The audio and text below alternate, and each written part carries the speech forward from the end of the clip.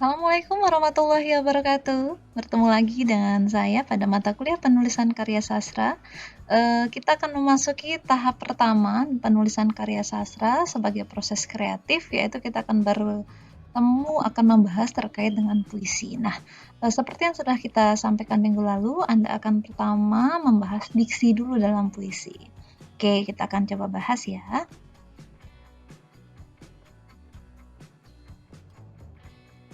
Sebelum saya masuk, saya berikan Anda sebuah rambu-rambu dulu ya, ini yang Anda bisa temukan pada Google. Anda perhatikan ini, di sini ada berbagai rambu yang dibuat: dilarang selingkuh, dilarang putusin aku, dilarang putar balik fakta, dilarang lirik kiri, lirik kanan saat jalan denganku. Nah, ini orang-orang yang galau ya. Tapi pemilihan diksi seperti ini menjadi perlu untuk menimbulkan kepercayaan, memberikan kata-kata yang menjadi penting bagi seorang menjalani sebuah hubungan. Jadi Anda bisa lihat bahwa diksi menjadi hal yang sangat penting untuk seseorang dalam menyampaikan apa yang dia maksudkan. Seperti itu ya. Kita lihat. Ini saya ungkapkan dulu yang pertama nih. Satu-satunya keberanian yang Anda butuhkan adalah keberanian untuk menghidupkan gairah hati Anda. Jadi orang banyak yang menyatakan saya berani ini, saya berani itu, tapi ada hal yang lebih penting. Anda harus berani menghidupkan gairah hati, apalagi belajar pada masa pandemi ini tentu tidak mudah ya. Orang yang mampu menghidupkan gairah hati akan bisa dapat sukses dalam belajar. Oke, kita lanjutkan kembali dalam memahami diksi. Kalau kita lihat menurut Wikipedia, diksi dalam arti aslinya dan pertama itu merujuk pada pemilihan kata dan gaya ekspresi oleh penulis atau pembicara. Berarti konsep yang pertama itu sebagaimana seorang penulis atau orang yang berbicara memilih kata untuk mengekspresikan yang dia maksudkan. Arti kedua, diksi itu lebih digambarkan dengan enunsiasi kata, seni berbicara jelas sehingga setiap kata dapat didengar dan dipahami hingga kompleksitas dan ekstremitas terjauhnya. Ini lebih kepada dalam berbicara berintonasi, lalu memilih kata dan gaya, seperti itu. Nah, kalau dilihat dari KBBI, diksi itu berarti pilihan kata yang tepat dan selaras untuk mengungkapkan gagasan sehingga diperoleh efek tertentu seperti yang diharapkan. Nah, kalau begitu kita bisa lebih lanjut melihat diksi.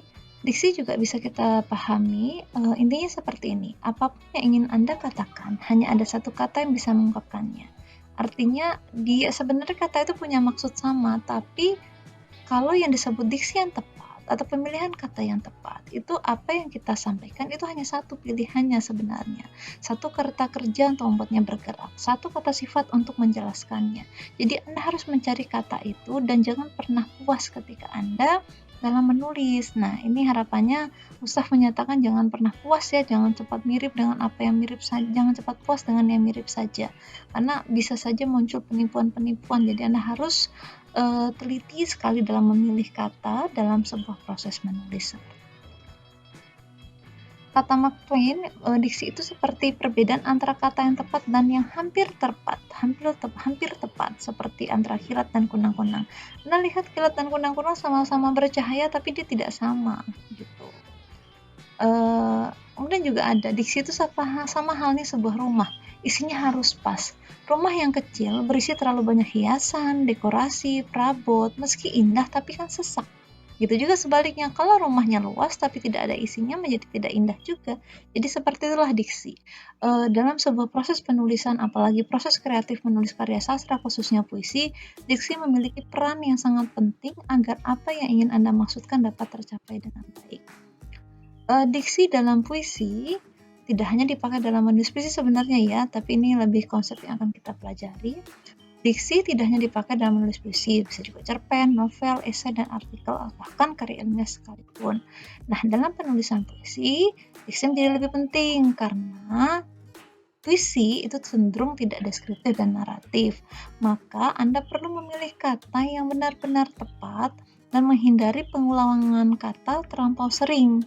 Ya, lalu juga Anda bisa menggunakan tanda baca dan struktur bahasa yang lebih tepat untuk menyampaikan maksud. Misalnya, ketika ingin mengungkapkan rasa kesepian, mana yang akan Anda pilih? Sunyi, diam, nelangsa, sendiri, sedih, sepi, senyap, atau hening? Nah, ini kan meskipun konotasinya sama, tapi kan maksudnya akan berikan warna yang berbeda dalam Anda memilihnya. Maka ini sangat tergantung kepada pemilihan Anda berdasarkan apa maksud yang ingin Anda sampaikan. Nah, bagaimana memilih diksi yang tepat? Maka Anda butuh banyak membaca, baik itu puisi, artikel, novel, surat kabar, sampai kepada tulisan kritik sekalipun. Nah, dengan banyak membaca, tentu akan banyak kosakata yang Anda miliki, tentu juga memberikan ragam, warna, dan jiwa tersendiri bagi puisi Anda. Nah, sekali lagi saya tekankan, diksi adalah pilihan kata yang merupakan satu kesatuan dari keutuhan puisi. Jadi, bukan berarti memakai kata-kata yang artinya baru diketahui setelah memeriksa KBBI, lantas puisi tersebut baru dianggap keren dan mengandung nilai sastra. Penyair-penyair besar Indonesia banyak menggunakan diksi yang sederhana dan gampang dimengerti, tetapi puisi yang dihasilkannya sungguh indah. Jadi ya, jangan hanya bergantung kepada, ini diksinya bagus, ini diksinya baru, jarang orang tahu, tidak berarti. Karena yang sebenarnya penting itu adalah yang dipilih sesuai dengan maksud yang ingin disampaikan. Gitu ya. Anda bisa lihat puisi ini sudah kita coba bahas ya minggu lalu, puisi perahu kertas. Anda juga bisa melihat puisi karya yang lainnya. Kita perhatikan ini, untuk menghasilkan puisi yang bagus, selain diksi, kemahiran menggunakan imaji kata-kata, bahasa figuratif atau majas, dan rima adalah unsur-unsur dalam penulisan puisi yang tidak boleh luput diperhatikan. Tapi, apakah dengan menguasai semua teori-teori tersebut, maka mahakarya puisi akan berhasil dihadirkan? Nah, banyak penyair-penyair yang justru membebaskan diri dari semua ikatan teori, menjelajah imajinasi kata-kata seliar-liarnya, dan jadilah puisi yang luar biasa. Maka, sekali lagi konsep diksi, Anda harus pahami dalam konsep pemahaman terhadap apa yang ingin disampaikan secara tepat. Anda bisa menggunakan imaji ataupun bahasa figuratif. Anda bisa baca karya tadi yang kita contohkan, salah satunya karya Sapardi Djoko Damono. Permainan bahasanya cukup indah, sederhana, mudah dipahami oleh berbagai kalangan, tapi memiliki makna yang luar biasa. Bahkan interpretasi pun bisa banyak sekali bermunculan dari beberapa orang yang berbeda ya. Nih, Anda juga bisa melihat puisi seperti ini karya Sutarji Kalzumbahri. Anda lihat pemilihan kosakatanya. Bukan diksi yang digunakan mungkin diksi biasa, tapi memiliki makna yang luar biasa. Oke, jadi apa yang ingin saya simpulkan? Diksi dapat Anda temukan dengan terus banyak membaca, terus mencoba, cari hal yang tepat yang ingin Anda rasakan itu, belajar menyampaikannya dengan penuh cinta, benar-benar penuh keseriusan dalam menulis. Jadi ketika nanti Anda menulis puisi, diksi Anda pilih adalah diksi yang sesuai dengan maksud yang ingin Anda sampaikan. Kesimpulan yang bisa saya sampaikan untuk bisa memperkuat Anda dalam menulis adalah, bagaimana cara Anda ingin mengukir sejarah? Bukankah menulis menjadi salah satu cara yang indah? Lalu mengapa masih saja enggan menjadi mudah?